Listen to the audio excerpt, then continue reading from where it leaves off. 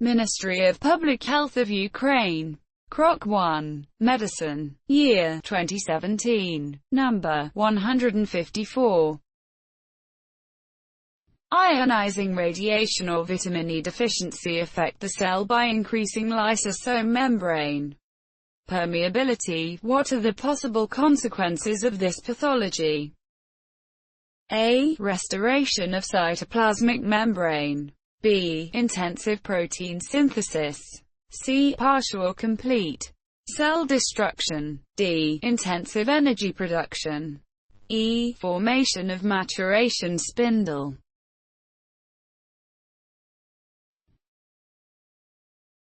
Ionizing radiation causes direct tissue damage and cancer. Direct tissue damage happens when enough molecules are broken apart that the cell simply can no longer function.